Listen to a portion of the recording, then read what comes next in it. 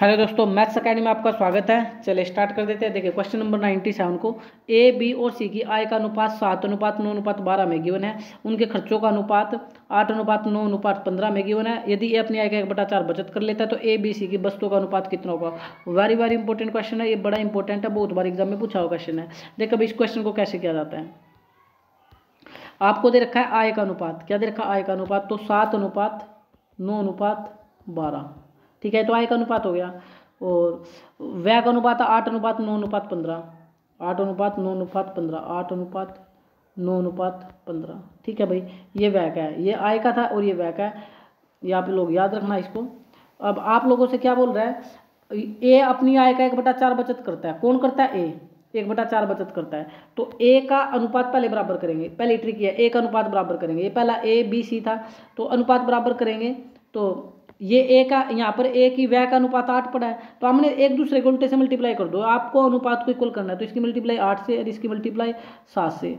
Sir ये इसकी multiply 8 और इसकी 7 से, क्योंकि ये मैं चीज़ आपको सिखाने की कोशिश कर रहा हूँ। यहाँ बोला हुआ है ए अपनी आय का, तो ए का जिक्र हुआ है, ए का जिक्र हुआ है, तो ये भी ए था 7 और ये भी ए था जो खर्च कर रहा था 8। तो इन ए का अनुपात बराबर करना है। ए का अनुपात अगर बराबर करना चाहते हो तो एक दूसरे को उल्टे से मल्टीप्लाई कर दो। अब आप भी बोल सकते हो इससे बराबर हो गया, कैसे देखना, कैसे बराबर हो गया। देखो 8 सत्ती 56 और 7 8 56 हो गया ना। एक अनुपात बराबर हो चुका है। अब आओ, अब इसने क्या बोला कि इसने बोला 1/4 बचत करता है, यानी 1/4 बचत करता है। अगर 4 आय थी तो 1 बचत करता है। 4 क्या थी उसकी, अगर आय, तो आय को 4 से मल्टीप्लाई कर दो। 1 बचत करता है, तो खर्चा कितना करता है 3।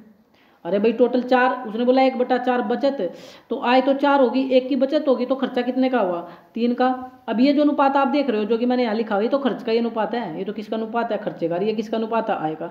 अब आपको काम क्या करना है, उस काम पर आओ।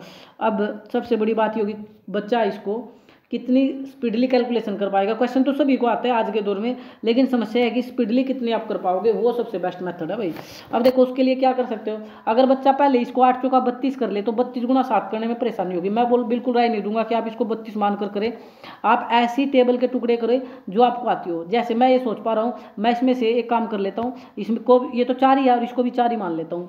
4 दूनी 8, 2 को मन में रख लूँगा। तो देखो 4 चौके, अगर ये 4 होता है, 4 चौके 16, 16 सत्ते 112 और 2 यहाँ बचा होता है। 112 का डबल कितना आ जाता फिर, 112 का डबल आ जाता सर 224। ये आय का अनुपात आ गया।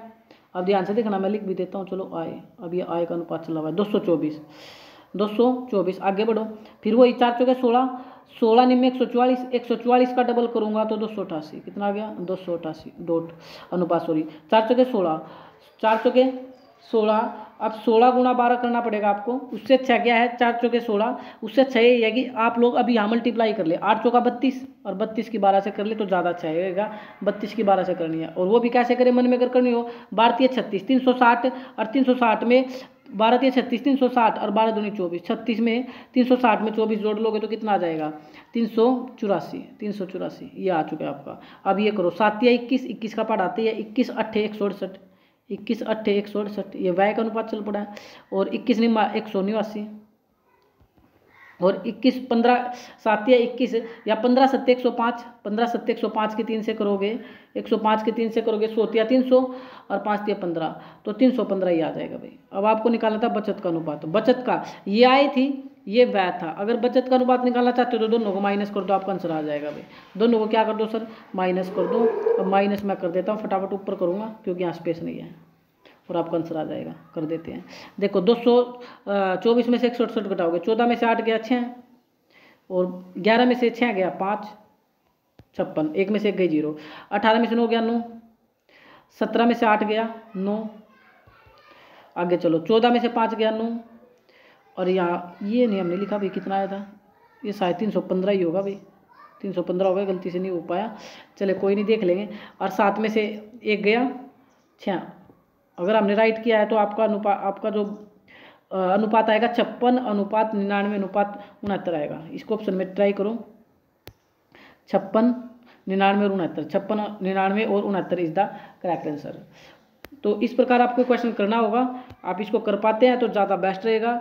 चले नेक्स्ट क्वेश्चन, एक सिंपल सा क्वेश्चन मैं आपके सामने ले लेता हूँ अभी। क्वेश्चन नंबर 98, आपको तीन संख्या दे रखी है, 3, 4 और 5 के अनुपात में सबसे बड़ी और सबसे छोटी संख्या का योग दूसरी संख्या तथा 52 के योग के बराबर है। पूरा पढ़ोगे तो वैसे भी समझ आने वाला नहीं है क्वेश्चन। आराम से पढ़ते हैं और आराम से क्वेश्चन को कर लेते हैं। तीन संख्या का अनुपात है 3, 4 और 5, 3, 4 और 5। इस अनुपात में तीन संख्या हमें दे रखी है 3, 4 और 5 में। ठीक है, अब क्या काम करना है सर, सब उनमें से सबसे बड़ी और सबसे छोटा संख्या का योग करो। सबसे बड़ी और सबसे छोटी संख्या का योग करो भाई। सबसे बड़ी ये रही और सबसे छोटी ये रही। अब जब ये संख्या है तो मैंने बोला x तो लगा लोगे आप लोग। पहली संख्या 3x, दूसरी 4x और तीसरी 5x।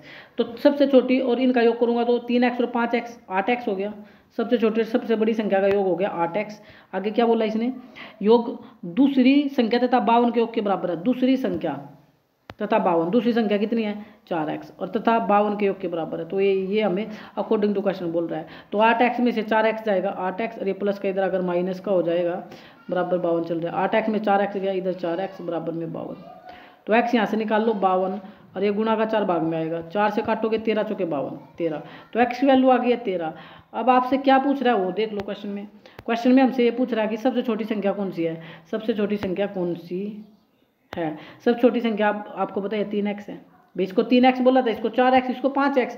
x वैल्यू है 13, 13 3 39। तो 39 इज योर राइट आंसर। तो 39, 39 ऑप्शन देख लो कौन सा है 39। ये राशि सी इज द करेक्ट आंसर।